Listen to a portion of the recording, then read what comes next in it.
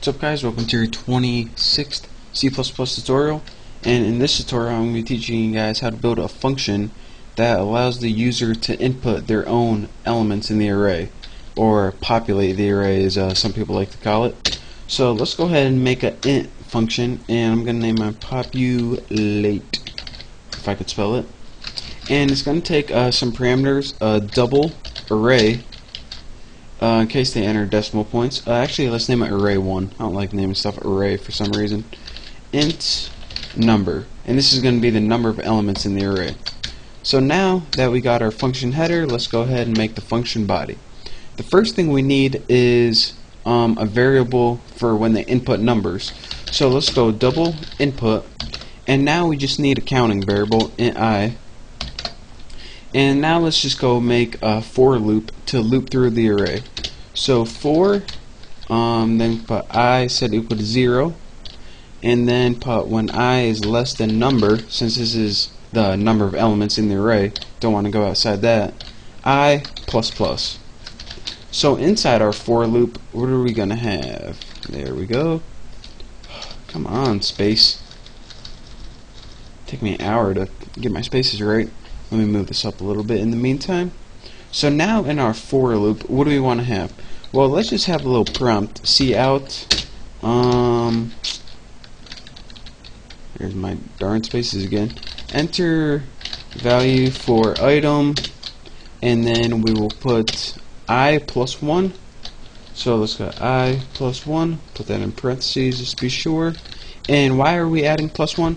Because the index of array 0 is actually the first item, so just to make it readable. Then we'll go ahead and end that line.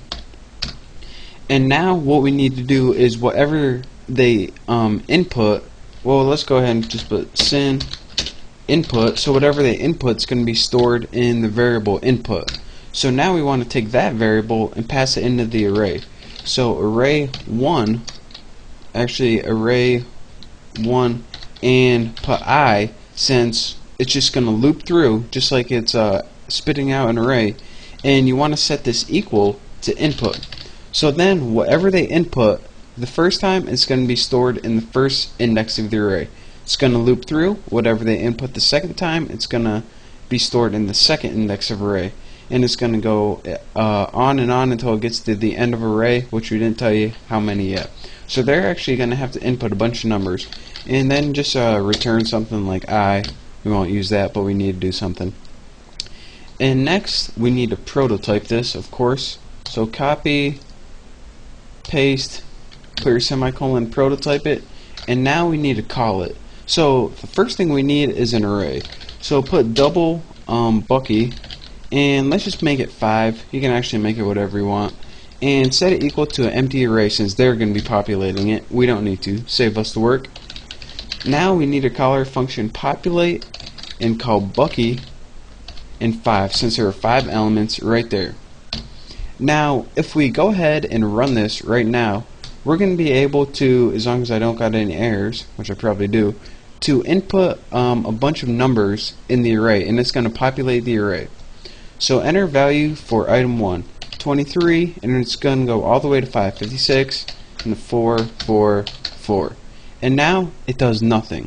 So what we want to do is, we already populated our array. So Bucky now has the values in each index. But it would be useful if we had another function just to spit out what we already did, so we know that, you know, it was put to good use and not just a total waste of time.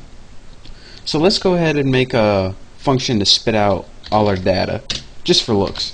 So I'll name it spit, and of course double, this is the same as before, array, spell that right, array1, square brackets, and int number.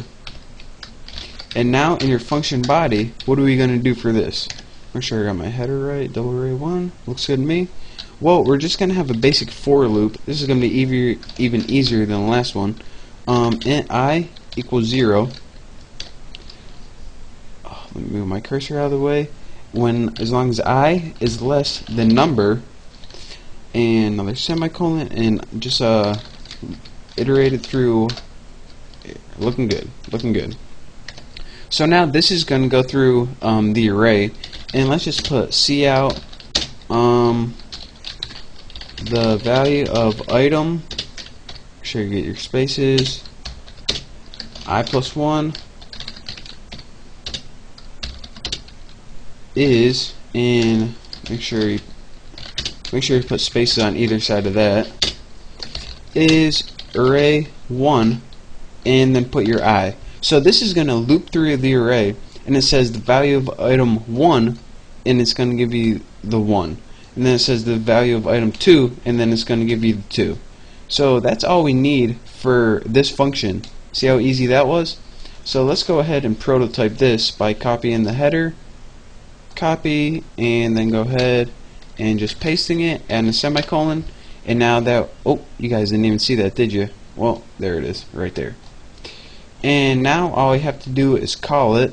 So once we populate it, let's just go ahead and spit Bucky 5. So now that we populated our array, all we have to do is spit it out. So let's go ahead and compile and run that. And come on, no whammy, no whammy. I got an error because I didn't have a semicolon. But bam, semicolon. Now look at it. Compile and run.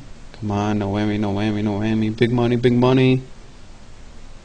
Bam, that's what I'm talking about. Enter value for 1. 23, 54, 56, 6, and 7. And then it says the value of item 1 is 23, the value of item 2 is 54, on and on. And we could even simplify that even more by putting an end line right there. So now, once we do this one more time, promise this is the last time, unless I just type something wrong really quick. Let's put 4, 5, 6, 7, 8.